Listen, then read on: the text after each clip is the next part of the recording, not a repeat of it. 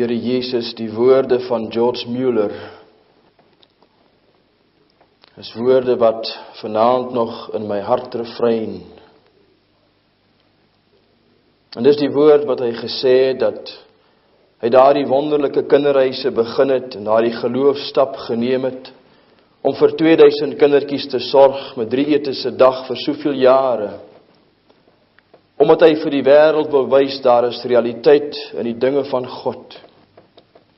En dat God te midde van depressie, en te midde van oorlog, en te midde van siekte, en te midde van melaatsheid en malaria, en al die ander siektes wat daar was, en die geweldige sterfgevalle, vir al die kindertjies kan sorg, op grond van gebed en geloof.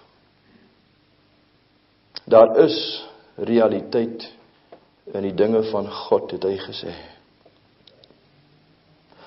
En Here Jesus, ons moet vanaand voor U kom erken en bely dat ons leef in Suid-Afrika in 'n tyd wat dit vir ons voel asof God dood is. Asof God nie meer 'n verskil kan maak in die ekonomie, of in die politiek, of in die sosiaal-maatskaplike omstandighede, of in die landbou met die droogte, of in al die ander pestsiektes in ons land nie. Ons leef asof God nie meer bestaan nie, en nie meer kan sien in die binnekamers voor ons televisies, en daar in die filmtheaters waar ons onsself bevind, of selfs in die kliphuise, of in die kroeg wat ons onsself bevind, waar ons saam drink en saam gesels nie, Here.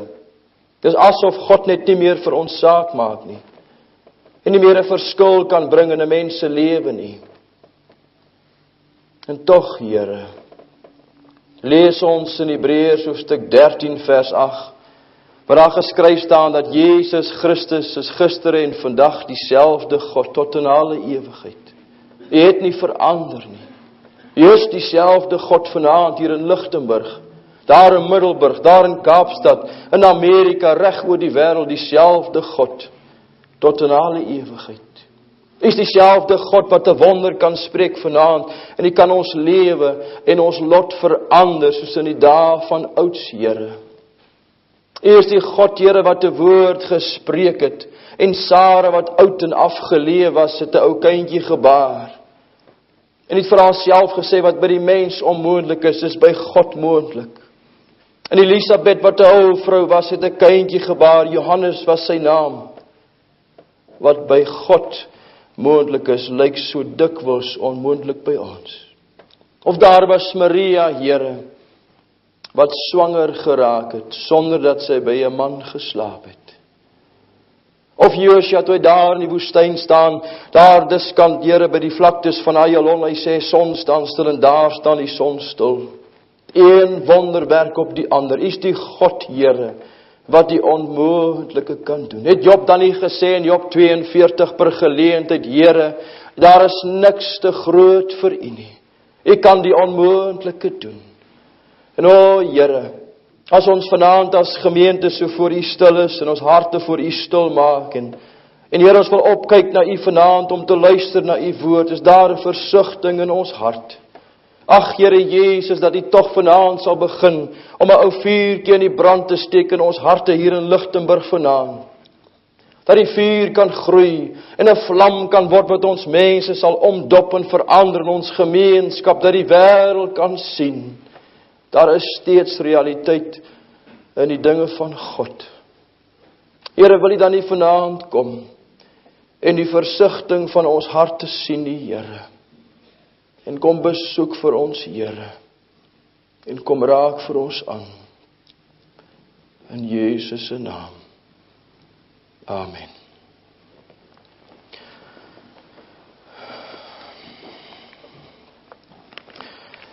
Een van die mees aangrypendste gedeeltes in die woord van God vind ons in Matteus hoofstuk 21. Seker een van die mees aangrypendste gedeeltes vir my in die hele Bybel vind ons in Matteus hoofstuk 21.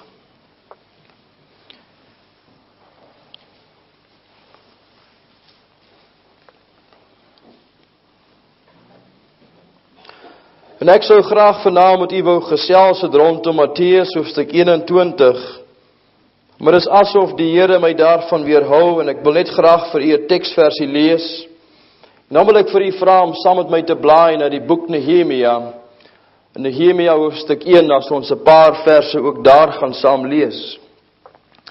Maar in Matteus hoofstuk 21 lees ons vanaf vers 12, en Jesus het in die tempel van God ingegaan, en het almal wat verkoop en koop het hy uitgejaag, en die tafel van die geldwisselaars het hy omgegooi, en die stoele van die duiweverkopers omgegooi.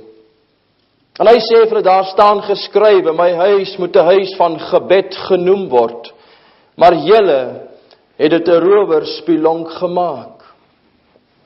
En daar het krepeles en blindes na hom gekom in die tempel, en hy het hulle gesond gemaak. En toe die skrifgeleerdes en die owerpriesters sien die wonderwerke wat Jesus gedoen het was, en hoe die kinders sing Hosanna vir die seun van Dawid, was hulle verontwaardig. Maar net vers 13, daar staan geskrywe, my huis moet 'n huis van gebed genoem word. Nehemia hoofstuk 1.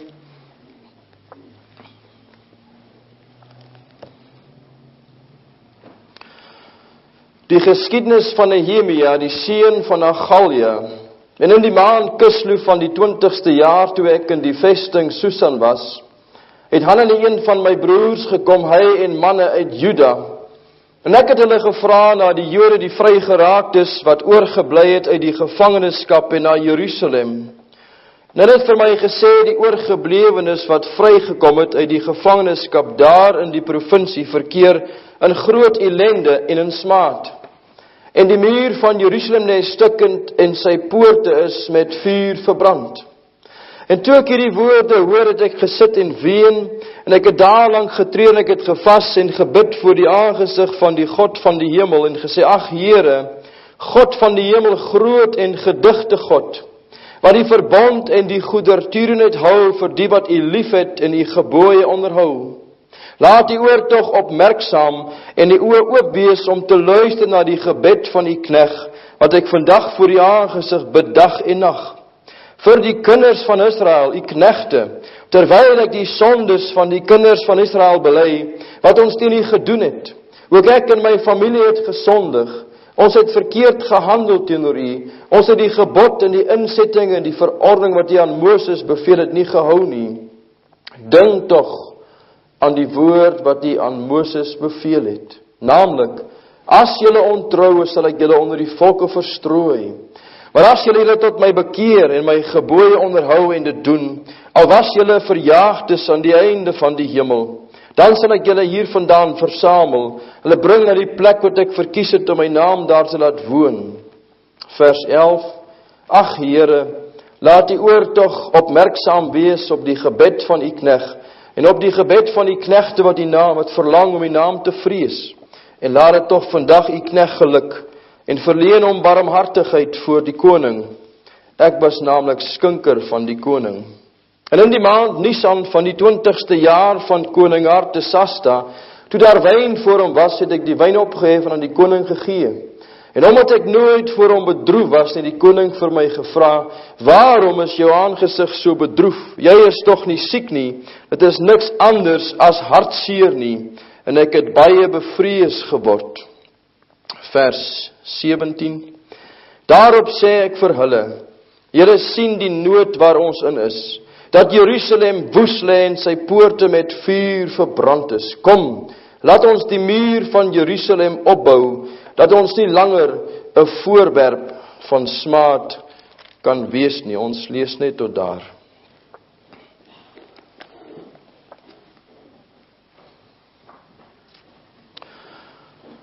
In my hart was daar 'n verlange gewees om vanaand met u te gesels aan hand van Matteus hoofstuk 21, oor die verhaal van herlewing, en hoe God 'n gemeente wil voorberei vir herlewing, in besonder.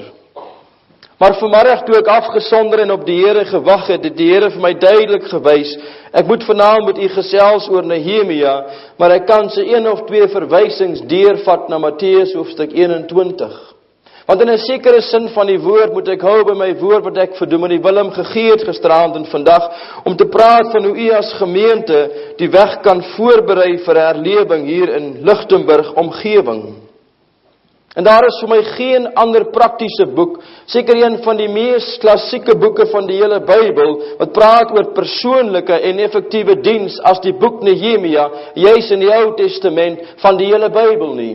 Een van die 17 historiese boeke.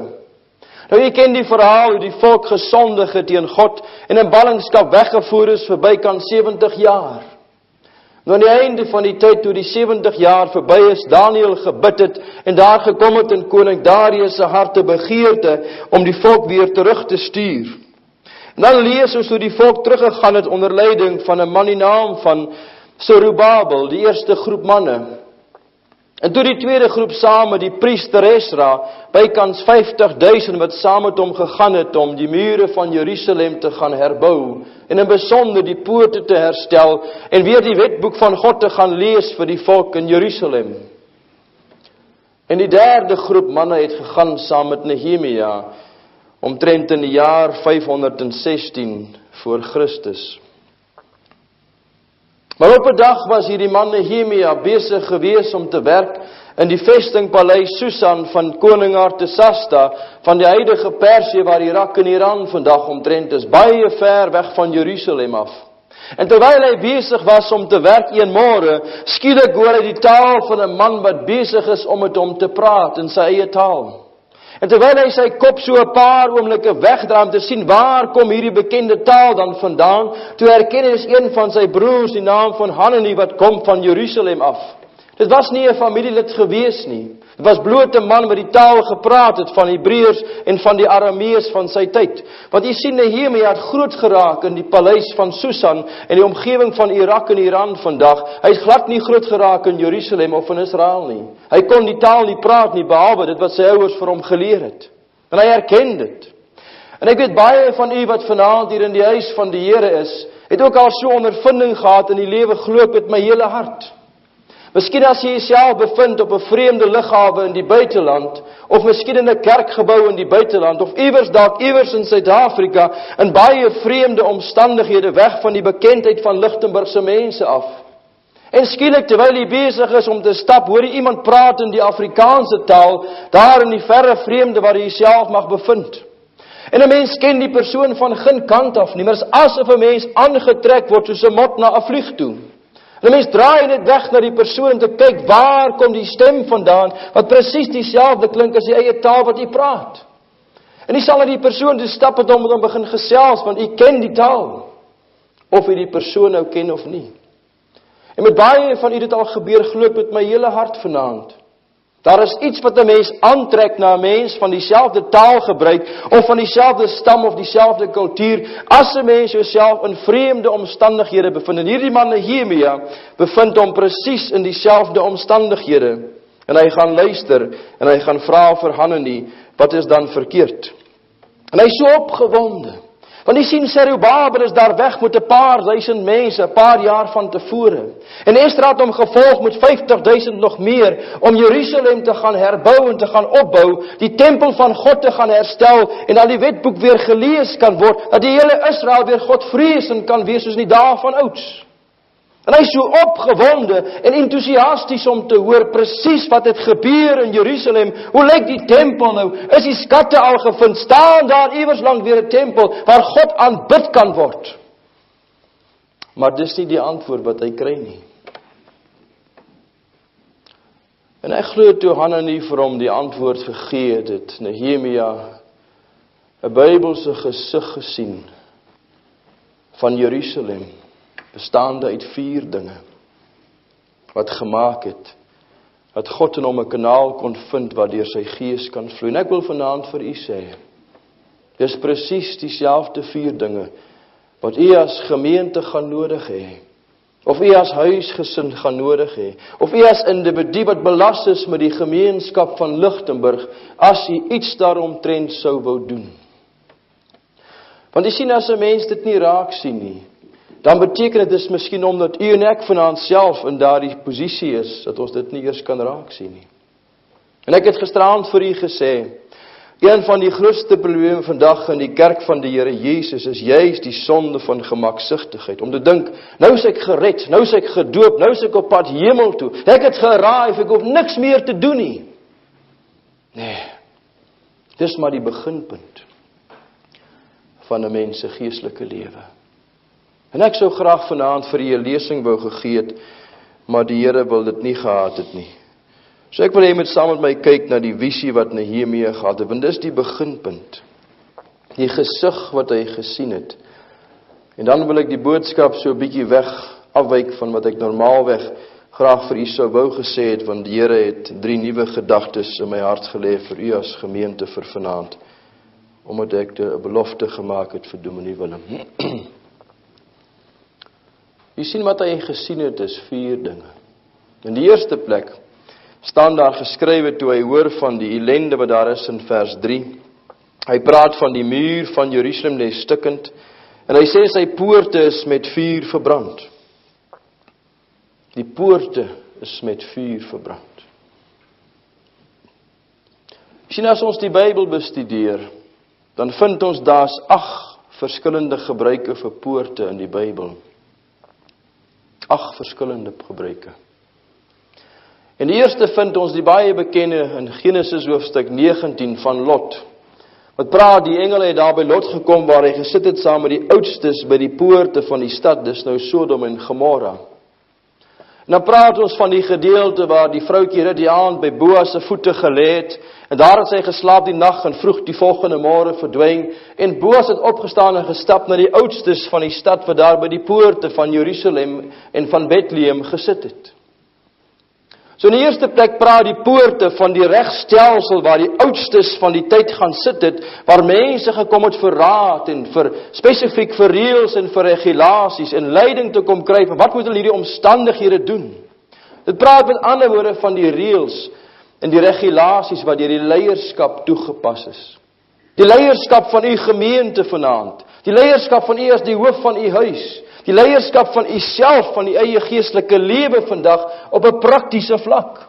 Die leierskap van die burgemeester van Lichtenburg of miskien die president van Suid-Afrika. Dit praat van die mense wat in beheer is van 'n land of 'n kerk of 'n huisgesin of van die eie bloot praktiese liggaam. Die leierskap, die eie reëls en regulasies wat u vir jouself toestaan.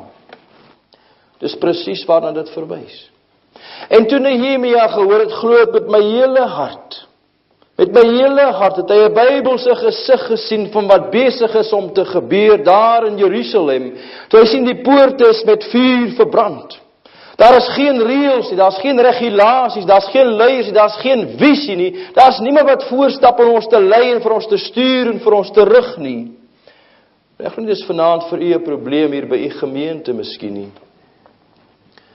Maar as ons praat van die huisgesin, en as ons praat van u as individu, wat moet voorstap as die profeet en die priester van die huis en van u self, u geestelike lewe,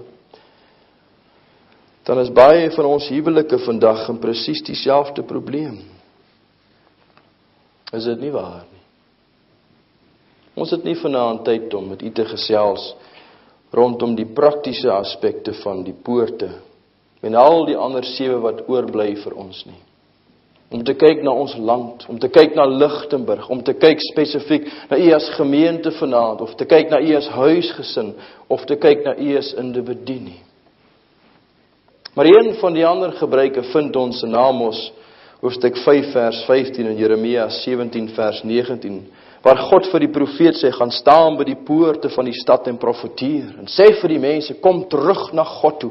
Hy is die enigste antwoord, bekeer julle en kom terug na die wet wat ek vir Moses gegee het, vir julle om te onderhou. Praat van die boodskap van die Here Jesus, en van sonde, wat onverskokke gepreek word van die kansels vandag in Suid-Afrika, om ons mense terug te roep na God toe, wat besig is om te verdwyn van die kansels af. Ons het ook nie vanaand tyd om stil te staan en dit met u te behandel nie.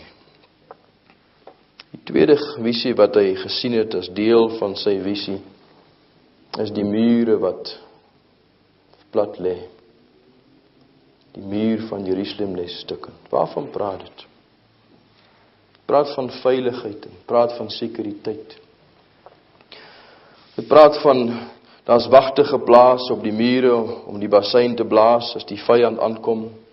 Dat mense hulle self kan beskerm en kan terug. Dit praat van 'n sekuriteit, 'n muur wat rondom ons geskep word.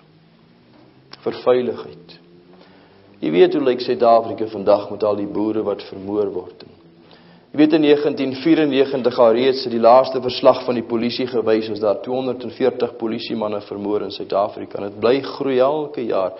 50 verkrachtings per dag vandag in Suid-Afrika waarvan ons weet, hulle sê ongeveer 60 word nie aangemeld nie per dag. En so kan ons aangaan van die een statistiek na die ander. Die muur van veiligheid rondom Suid-Afrika. Die muur van veiligheid rondom die mense van Lichtenburg. Dan praat ons nie eers van u geestelike muur nie, wat moet staan nie. Het die Here Jesus dan nie gesê in Lukas hoofstuk 18 vers 1, na die wonderlike gedeelte.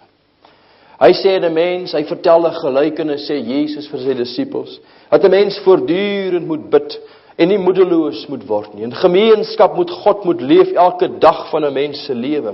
Maar jy sien daardie woordjie moedeloos beteken in die Griekse taal om te verwelk of om weggekalwe te word.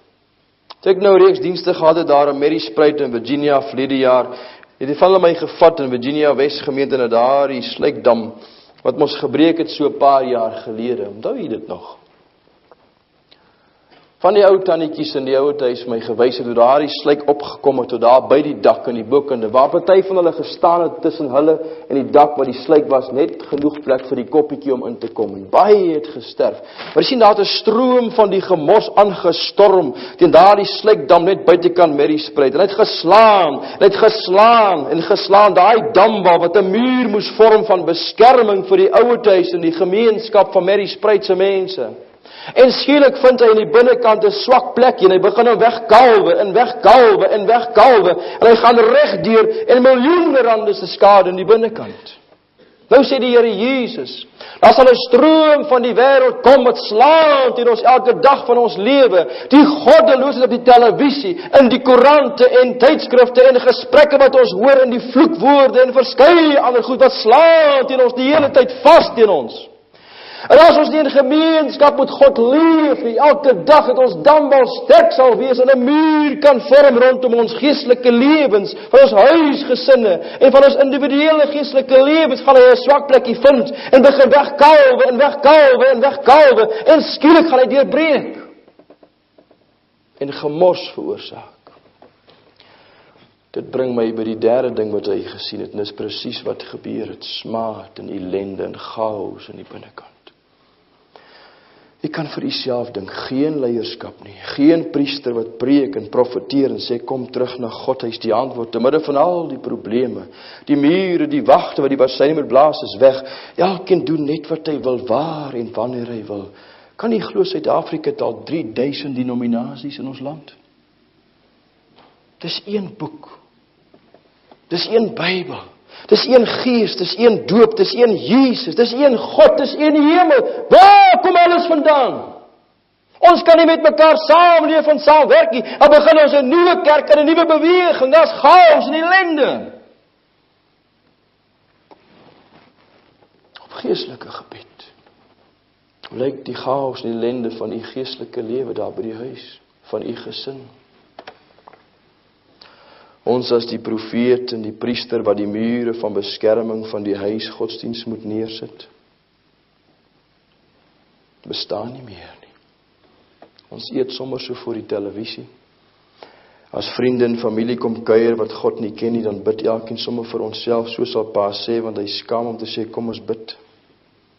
En as ma vra, gaan ons nie bid nie, dan sal hy sê, elkeen bid maar vanaand vir hom sommer self. Nou kom daar chaos en ellende in die binnekant. Een krisis op krisis. Finansieel, maatskaplike probleme, kinders, rebellie, aggressie, verskeie ander probleme. Maar die hartseer vir my is die vierde ding. Dis die wetboek van God wat sy ereplek verloor. En die teenwoordigheid van die Here is net weg. Net weg. Is dit nie waar? Dis wat Nehemia gesien het. Hy wens ek het tyd gehad om die hele week saam met u te spandeer, net oor die gesig wat hy gesien het. En wat hy gedoen het daarmee.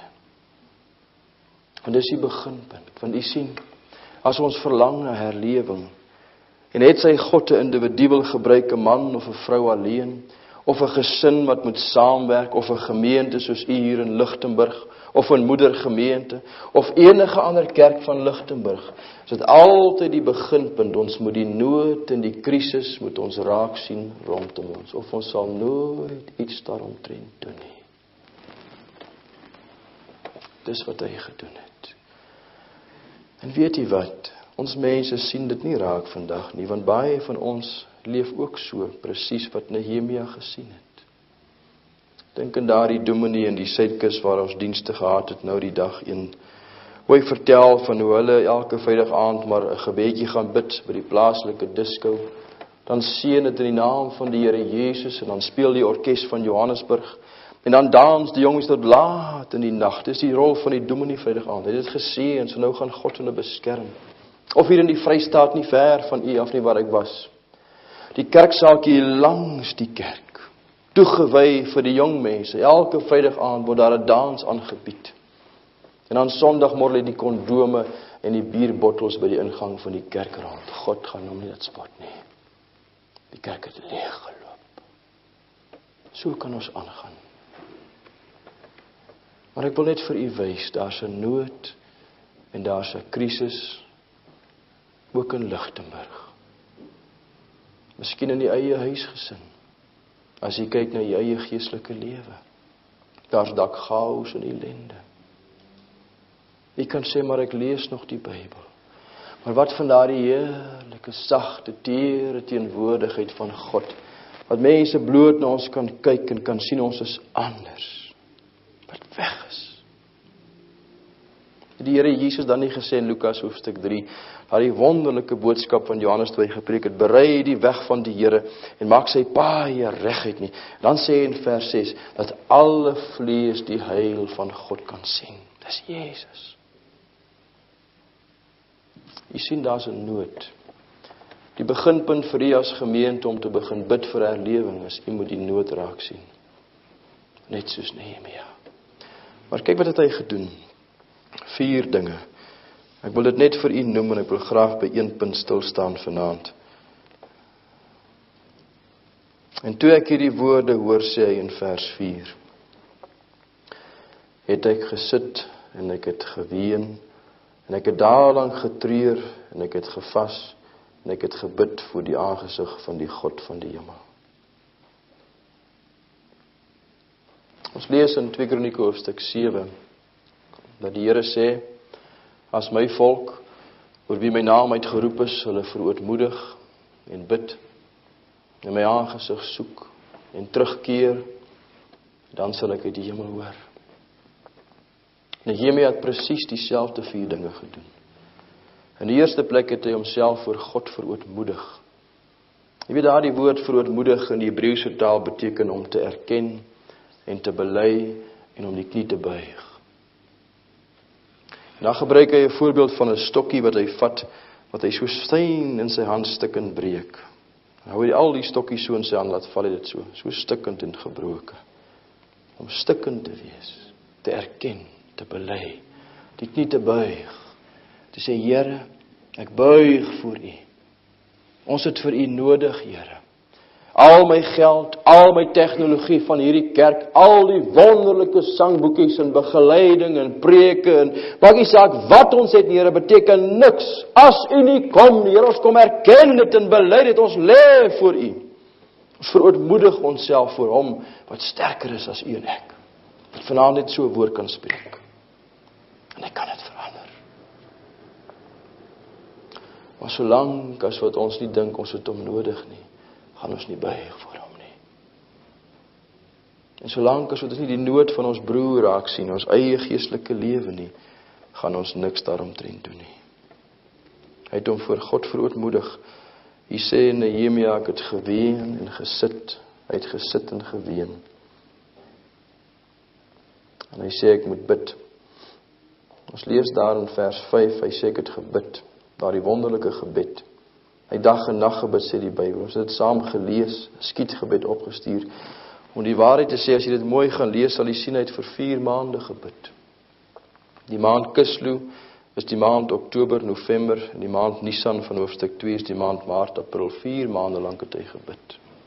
Het hy voor God gestaan in gebrokenheid, stikkend, oor die toestand van sy mense in Jerusalem. Het hy gebid. Hy was desperaat, hy het die aangesig van God gesoek, so desperaat dat hy self gevas het, sê die Bybel. En die laaste, wat Jeremia vir ons, wat ons lees ook in Korintiërs, maar wat Jeremia ook vir ons so pragtig leer, is om terug te keer na God se standaard vir ons lewe. Jy weet, daar is 8 woorde vir sonde in die Bybel. 8, wat jy kan gaan opstudeer. Maar een daarvan beteken om terug te keer na God se standaard vir jou lewe. Dit vind ons in 2 Kronieke hoofstuk 7, Psalm 66 vers 18, 1 Johannes hoofstuk 3 vanaf vers 18 tot 22 en Nehemia hoofstuk 1, die belydenis van Moses. Wat sê hy vir die Here? Hy sê, Here, U het vir ons 'n gebod gegee om na te volg. Die insettinge, die verordeninge, die wet van Moses het nie gehou nie. Nou kom bely Nehemia die sondes van hom, van sy gesin en van sy volk voor God, en hy keer terug aan die gebed na God se standaard vir sy lewe. Dis wat daar staan. As u weet, u moet woensdag aand by die bidtuur van die kerk wees, en u is nie daar nie, dan is u nie op standaard met God nie. As u weet, u moet Sondag by die huis van die Here wees, en u is nie daar nie, dan is u nie op standaard nie. As u weet, u moet vanaand gaan bid vir broer Jan wat siek is, en u doen dit nie, is u nie op standaard met God nie, want God het met u gepraat. En so kan ek aangaan. So Nehemia het homself verootmoedig, voor God erken, hy kan niks in hierdie saak doen nie. En toe begin hy bid. En hy was so ernstig geweest, hy het self gevas. En toe kom hy terug in die gebed. Wanneer 'n mens bid, ernstig, en God se aangesig soek, weet jy wat gebeur? Dan wys die liewe Here vir ons al ons foute, waar ons droog maak. Want hoe nader ons kom in daardie lig wat daarbo is, wat so skoon en wit en rein is, dan sien ons ons foute, ons krake, al die ou garetjies wat nie lekker is, en ons sien ons self so wat God ons eintlik sien. En dan kom ons terug na sy standaard vir ons lewe. Maar weet jy wat is vir my so treffend van Nehemia? Hy bevind hom 600 myl ver van Jerusalem af. Weet jy hoe ver is dit? Sonder 'n motorkar. As 'n mens moet stap of met 'n donkie moet ry. Dis bitter ver. Daar was nie 'n vliegtuig gewees of 'n trein of 'n SMS wat hy kon stuur of 'n rekenaar of 'n rekenaartransaksie doen of 'n bankoorplasing of enige van soortgelyke dinge nie. As hy moet stap, was soos in Esra se geval het hulle gestap vir bykans 3 maande. Jy kan dit maar gaan lees. Hy vind homself so ver van sy mense af, maar dit breek sy hart. Unek bly langs ons buurman wat 'n alkoholist is, wat nie kerk toe gaan op 'n Sondagmôre nie, het voel vere vir hom, ons lag saam met hom, drink 'n doppie saam met hom daar by die straat, praat oor die rugby, maar praat nooit oor sy siel nie, of ons hart is nie stikkend oor die toestand van sy geestelike lewe nie. Of ons mede-kollegas by die skool, of by die werk wat ons onsself, of die swart man op die plaas wat vir ons werk. Dieselfde stem wat vir hom die opdrag te gee, kan hom vertel van God. Maar u sien, as ons nie die nood van die mens gaan raak sien nie, gaan ons niks daaromtrent doen nie. Niks. En baie keer sien ons die nood nie raak nie, want die binnekant sien ons ons eie nood nie raak nie, want ons is nie reg met God nie. Is dit nie waar nie? Moet die Here eers vir ons kom breek stukkend, soos my pa gesê het destyds. Hy sê God sal hom nooit in die hel gooi nie, want hy het hel op aarde. En dan drink hy net nog meer, en toe op 'n dag toe breek God hom stukkend. Stukkend. Met 'n motorongeluk en baie mediese skuld. Ek sal nooit daai dag vergeet in die EG Kerk in Tygerberg, toe dominee Etiemers die boodskap gepreek het en ons vir weke en vir maande vir my pa gebid het, en hy staan in die laaste deel van die diens en hy het nodig gemaak en my papi kom so uitgestap en hy kom staan hier voor en hy breek voor God stukkend nie. Toe red God hom.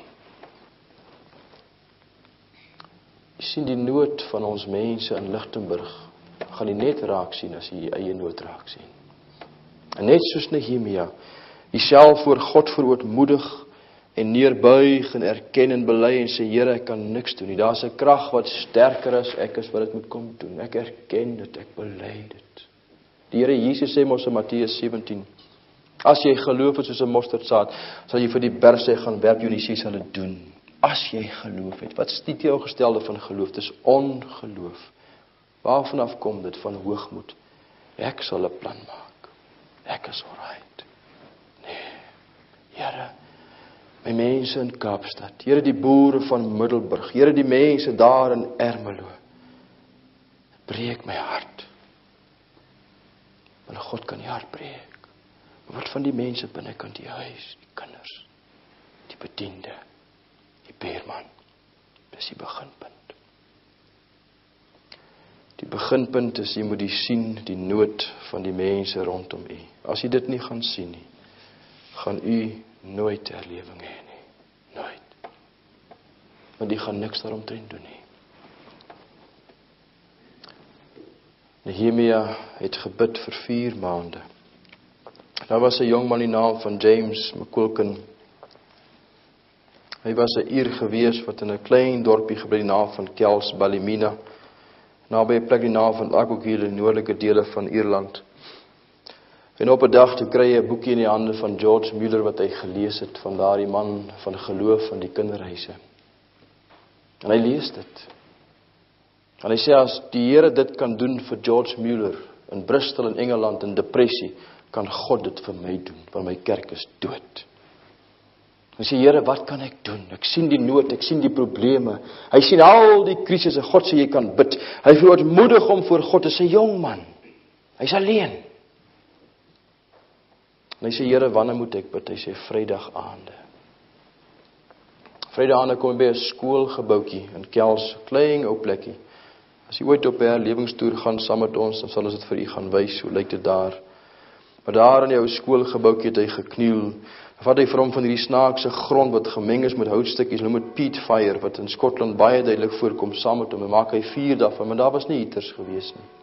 Dan bid hy, dan stort hy sy hart uit voor God op 'n Vrydag aand. Dan roep hy tot die Here, net vir 2 dinge. Sê, Here, kom stort die volheid van u Gees oor my uit en salf vir my op so 'n wyse dat mense na my kyk en vir Jesus sal sien. Maak my so heilig dat u 'n sondaar mens kan maak. En Here, kom stort u Gees oor my kerk uit. Net daai 2 goed, die hele nag roep tot God, tot laat in die aand. Toe sê hy, Here, dit is swaar om so alleen te bid. Stuur vir my iemand. Maar hy moet gered wees, Here. Die volgende Vrydagdag daar nog 'n jong man op. En elke week dan bid die 2, dan sê hulle, Here, stuur vir ons nog. En weet jy, na 52 weke, 'n jaar, toe hulle 50 mense by 'n Vrydag aand bid hier, wat 7 uur begin. Elke jong man word gesien stap in die strate van Kells met 'n hele sak vol peat fire en sy Bybel, wanneer hulle gaan bid tot 12 uur in die nag. Kyk hoe lyk ons bidure vandag in Suid-Afrika. Sal na 'n boodskap luister vir 1 uur en dieselfde 4 manne bid vir die gebed en dan gaan ons huis toe. Maar daai manne het voor God gestaan en geroep en gehuil en geween. Want hulle was gedryf deur een ding. Wat was dit? Die toestand van die mense se geestelike lewens, die sonde wat hulle vasgevang het. Hy het geroep tot God. 'n Jaar later, toe nooi die gemeente van Argyll een van die jong mense om te kom preek. En hulle was nie sprekers gewees nie. En almal het gegaan en hulle het gebid. Al 50 van hulle jonge opgestaan en begin preek. Skielik het dit begin reën in die buitekant soos gister. En die mense het gestroom na die kerk. Soveel so hulle moes die kerkgebou verlaat, want die polisie het hulle uitgejaag as die galerij gaan breek, is vol gepak van mense gaan uit. Mense het in hulle pakke klere gelê in die modder in die strate van Kells en van Argyll, so hulle geroep het tot God. Toe kom dit. Een man het begin, James McQuilkin, na hy die visie gesien het, homself voor God verootmoedig het, en begin het om 'n Vrydag aand af te sonder, en die aangesig van Jesus te soek, totdat hy antwoord. Ons dink as ons vanaand gebid het, God gaan môre Lichtenburg verander, want ons leef in 'n kitseeu. Nee. Kan ek vir u vanaand 'n vraag vra? Sê maar God besluit om dit wel vanaand te doen, en Die Here voeg môre 300 mense by u gemeente by. Wat gaan u met hulle maak? Gaan u hulle geestelik begelei, disippelskap maak? Of gaan hulle maar net terugval en wegval na 'n paar weke, want niemand kan hulle hanteer nie? Dis hoekom God nog nie gekom het nie. Want baie gemeentes sal nie weet wat daarmee te maak nie.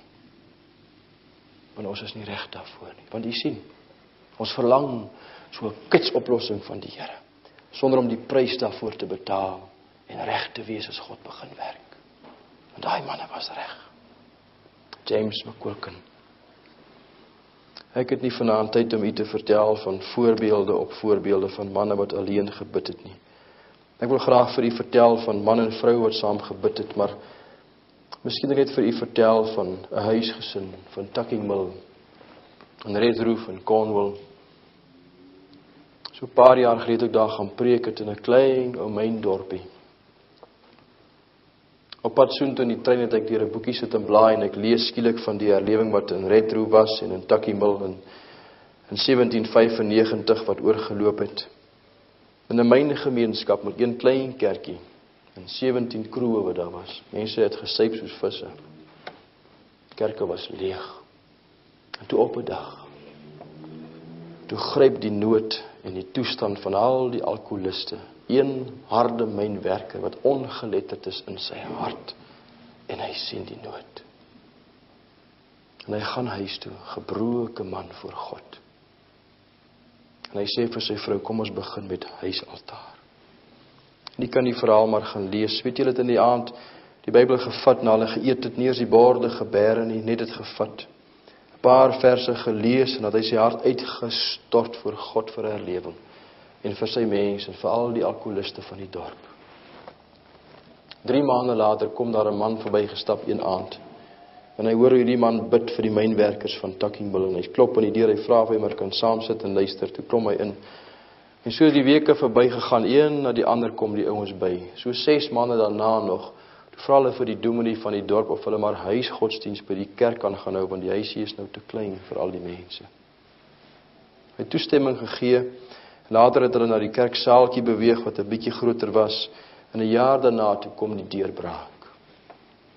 Toe red God meer as 3000 mense as gevolg van 'n huisaltaar. Huisgodsdienst in Red Roof. Die huisaltaar.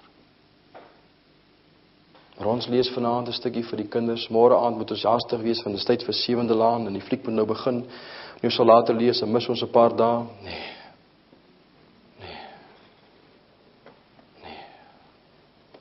Huisaltaar. Individuele gebed lei tot herlewing as jy die nood en die las dra. As man en vrou begin saam bid, kom daar herlewing as 'n mens die las saam dra en die nood sien. Huisgodsdienst het gemaak, 'n Tucking Mill geskit is in 1795 tot 1804. Jy kan dit maar gaan lees. Al die gemeentes, al die denominasies, gaan lees maar, daar staan geskryf in die ring van na die tyd van Cornwall, die methodiste, die baptiste, die presbyteriane, almal het gegroei met amper 40-50%, sondag na sondag na sondag, ongeag die denominasie. Maar die huisaltaar. Ek moet afsluit, my tyd is verby, maar ek wil graag afsluit met Beth Gellert en Joseph Kemp. En daarmee is ek klaar. So die beginpunt wil ek vanaand vir u sê is, u moet die nood van u self en die nood van u mense raak sien. Die kringetjie maar rondom u self trek en vergeet van dominee se boodskap en kyk wat wil hê God dalk u moet rondom hierdie saak doen. Op 'n dag was daar 'n onbekende man wat by 'n gemeente opgedaag het in 1812 en begin preek het in Beth Gellert in die noordelike dele van Wallis en Snowdonia gebergtes. En al die mense het gestroom na Bala waar John Elias gepreek het. Hy was die Billy Graham van Wallis, 'n kragtige spreker. Pragtige man van God. Hy moet God gewandel. En die kerke was leeg en hulle nooi vir William Williams om die kerkie toe kom toespreek en hy daag op en hy bring 'n boodskap, onbekende man. William Williams van Wern is sy naam. En hy maak 'n stelling aan die einde van sy boodskap en hy sê, as julle gaan begin om 'n bidtuur te hou in elke kerk op hierdie dorp, Julle bid vir pa en vir ma en vir al die kinders se behoeftes en praat met hulle geestelik. Dan beloof ek julle sê, julle sal deur die dorp gaan 1 keer. Julle sal deur die dorp gaan 'n 2de keer, maar voor jy kom aan die einde van die 2de jaar, by die laaste huis gaan God begin seën. Daar sit 'n ou tannie in die kerk. Sy stap van die kerk af na die winkel toe en sy gaan koop 'n kers en 'n blaker. Daar was nie krag en ligte gewees nie, want sy sê, as dominee en ouderling môreoggend by haar kom bid, wil sy 'n kers hê om lig te maak vir die Bybel. Hulle het nie opgedaag nie. 6 maande het verbygegaan, sy het elke môre gewag, hulle het nie gekom nie. Toe vat sy die kers en die blaker en sy gaan sit dit terug by die winkel. Sy sê, ek soek my geld terug. Julle het my tyd gemors. En die ouderling vra, hoekom? Sy sê, maar ek wag vir julle kom bid nie by my huis nie. William Williams het gesê, ons moet bid by elke huis in die dorp. Julle het nie gekom nie. En die man stap daar weg, hy gaan sê vir die dominee daarvan, en hy voel skuldig en sleg, en sê, kom ons begin daarmee. Het 'n jaar deurgegaan deur elke huis, die 2de jaar, so in die middel van die 2de jaar. Dit is die groot Bala konferensie in die gang in Bala. Dit is so 12 myl daarvan af. Pragtige plekkie. En almal is weg om na John Elias te gaan luister. Daar waar die Bybel so ontstaan gehad het vir ons in Suid-Afrika. En hulle nooi 'n onbekende man, sy naam is Richard, om te kom preek die Sondag. Maar daar is nie eens 'n diens in die kerkie, so min mense is daar. Hy kry vir hom 3 preekpunte op die plaas in die gebied. En hy ry met 'n perdjie en hy kom by die eerste plaas net suid van Bethgellert. Pragtige ou wit plaashuis, hy staan vandag nog daar. Het 'n museumpie gemaak daarvan, aan die kombuis het hy gesit. Mense het gesit rondom so 'n koolstoof en Piet ingegooi. Hy het die Bybel gelees, 4 liedjies het hulle gesing, hy het vir hulle kort boodskapie gepreek en toe het hulle so weggestap. En hulle sê soos hulle gestap het hulle niks gesê nie. Die trane het net begin rol oor die wange. Net so weggestap. Hy het so gery op die perdjie weg oor die koppie aan die ander kant afgekom by die volgende plaashuis, dieselfde het gebeur. Dit was die Sondag, die maandag aand, het die mense een na die ander begin stap na die kerk op die dorp, sonder enige diensuitnodiging.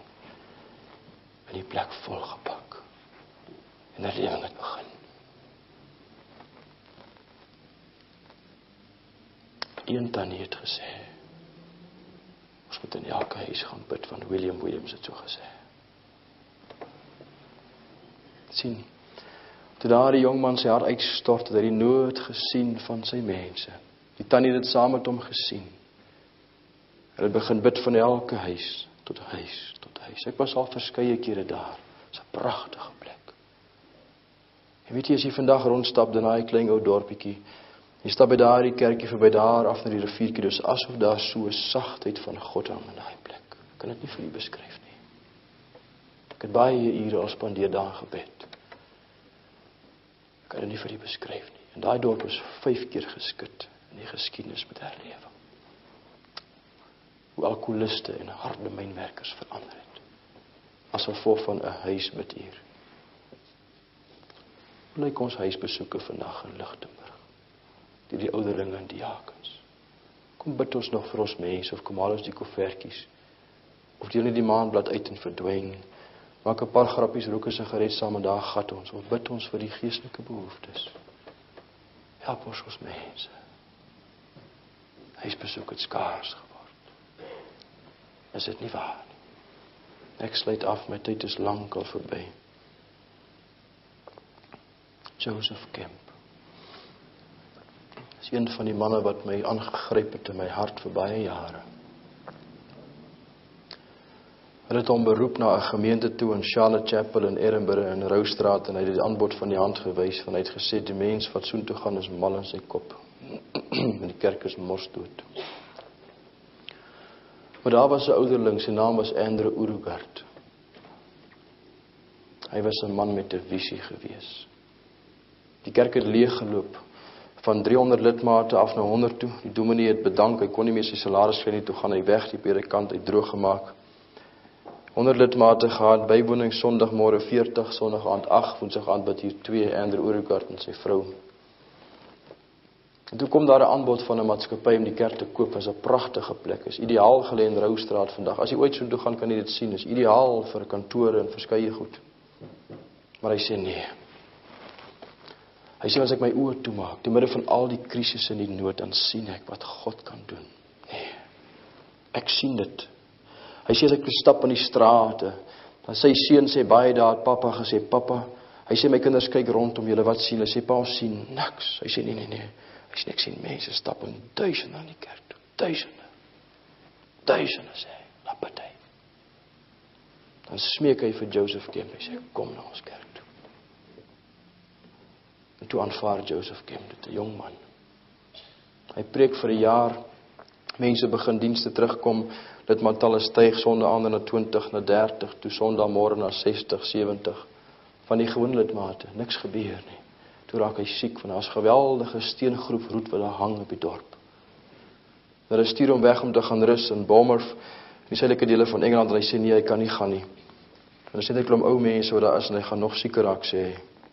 Toe gaan hy eerder na Keswick toe, waar die pragtige mere is, daar by Grasmere. En daar het hy gaan sit vir 'n paar dae lank en gerus. En op 'n dag stap hy daar by 'n straatjie verby, en hy sien is die baie bekende plek waar die Keswick konferensie gehou word. En die Keswick kongres is aan die gang. En daar is 'n spreker van Suid-Afrika, en sy naam is Dr. Andrew Murray. En hy sê, ek het gaan sit en gaan luister, en ek kan niks onthou van sy boodskap nie, niks. Maar een ding, sê hy, daai oë wat so vuur spieg, daai kinderbakkietjie, en daai vuis wat hy geslat het op daai kansel, so. En toe skree hy vir die mense, God wanted men that can pray. Dis al wat ek onthou, net dit. God soek manne wat kan bid, wat hom kan vasgryp, soos 'n Daniël en 'n Jakob van oud, en soos Moses, en soos Nehemia. En hy sê, ek stap daar weg, hy sê, ek maak nie saak wat ek gaan doen in my kerkie, maar ek gaan 'n man van gebed word, sê hy. Hy begin om te bid. En hy maak vir sy mense manne van gebed. En hy begin Sondag met 'n bidtuur, 7:00 in die oggend tot 8:30, uur en 'n half bid hulle in die kerk voor die diens. Dan gaan drink hulle tee, dan begin die tweede bidtuur 10:00 tot 11:00, en 11:00 begin die diens. So as die diens begin 11:00, het hulle al reeds 2,5 uur gebid vir die diens. In die middag het hulle bymekaar gekom vir 'n uur en 'n half, en later van tyd, na die aanddiens verby is 9:00, het hulle gebid van 9 tot 12, verlengde tyd van gebed, 4 bidure op 'n Sondag, wat hulle geroep het tot God, in desperaatheid, want die kerk is besig om te sterf. 3 maande het verby gegaan, toe sê, dis nie genoeg nie.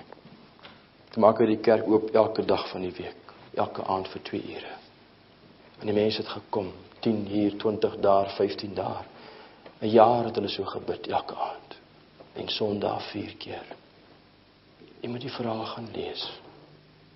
Ek het die hele dag spandeer na die kerk, en al die registers en alles af, fotostate geneem, en alles gaan neerskrywe, en ek het so pakke en pakke goed daar weggehaal van die kerkbulletins, wat uitgedeel is by die deure op Sondag, wat hy vir sy mense gegee het, diep geestelike kos, net verhale van herlewing die hele tyd, en gebed, en die werking van die Gees van God, sulke dik bulletins, elke Sondag vir lidmate. Jy moet dit lees, is kos vir mense siel. En toe kom dit na 1,5 jaar. Die kerk het gegroei. Ek kan dit in die boekie lees wat ek geskryf het oor herlewing. In 'n paar jaar se tyd het die kerk gegroei. Toe hy siek geraak het en moes die kerk verlaat in 1908, toe is daar 640 geredde mense in die kerk. Binne 3 jaar van sy bediening. 13 aangemeld vir predikante, 20 sendlinge na China toe uitgestuur. Toe raak hy siek, toe gaan hy, terwille van die dokter, toe gaan hy na Nieu-Seeland toe. Ek het dit opgespoor in Nieu-Seeland. Ek het te voete gekry van sy begrafnis in sy kerk. Hy het presies dieselfde in Nieu-Seeland gaan doen. Daar was duisende mense by sy begrafnis in Nieu-Seeland. Want jy sien, die beginpunt is altyd 'n visie van die nood. En dan iets wat jou in jou hart roer. Dan maak dat jy buig voor God soos Nehemia. En hom vasgryp en sê, Here, ek kan U nie laat gaan nie. Want ek het gelees van die Walliese herlewing. Ek het gelees van George Muller. Ek het gelees van die Ou Testament. Ek het die een verhaal na die ander gelees. Ek het gehoor van Andrew Murray, van Kwasisa. Here, ek het van soveel plekke gehoor. U het dit vir hulle gedoen, U kan dit vir my ook doen. En dis wat ons nodig het, as U Lichtenburg wil verander. Is 'n visie van die nood, en die gesindheid van Nehemia. Verootmoedig voor God, en gryp hom vas in desperaatheid. Het sy as sinde bedien, of as man en vrou saam, of as 'n huisgesin by die huisaltaar, of as gemeente by die bidheer. Totdat God kom. Toe Nehemia kom in Jerusalem, ek sluit af, het hy rondgestap en vir die volk gewys waar die probleem lê. Ons sien die probleem en ons vertel dit vir al die mense, wil hy God iets daaromtrent doen en niks gebeur nie. Weet jy hoekom? Ons het die saak nog nie deurgebid by God nie. Dan flop ons. Want toe Nehemia by Jerusalem opdaag, is die saak klaar gewonne. Het deurgebid. Maar kyk wat sê hy vir in vers 17, en daarmee sluit ek af, as 'n uitdaging vir u. Daarop sê ek vir hulle, julle sien die nood waar ons in is. Dat Jerusalem woes lê, sy poorte is met vuur verbrand. Kom, laat ons die muur van Jerusalem opbou, dat ons nie langer 'n voorwerp van smaak kan wees nie. Ek sê vir u vanaand, miskien sien u die nood waarin u eie geestelike lewe is, of u huwelik, of u huisgesin se lewe, of u groeigroep, of u plaas, of u gemeente. Wat van u gemeenskap? U sien die nood, u sien die poorte, u sien die mure, u sien die chaos, u sien die ellende, u sien die hartseer van die Here Jesus se teenwoordigheid in sy ereplek wat weg is. U sien die smaad en die ellende. Kom gemeente van Lichtenburg, dat ons die mure gaan opbou. Dat ons en die Here Jesus nie langer meer 'n voorwerp van smaad sal wees nie. Kom ons bid saam.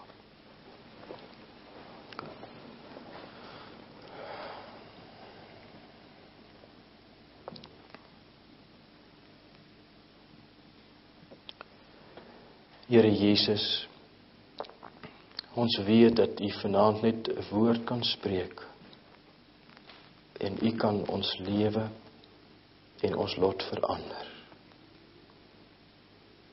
En ag Here, wil ons kom uitroep soos die psalmis en vir u kom sê, toe die Here die lot van Sion verander het, was ons soos die wat droom.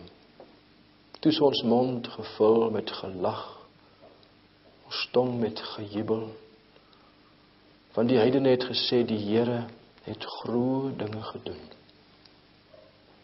en ons was bly. Verander ons lot soos waterstrome die suidland. Hy wat met trane saai, sal met gejubel maai. Hy sal sekerlik kom met gejubel en sy gerwe dra.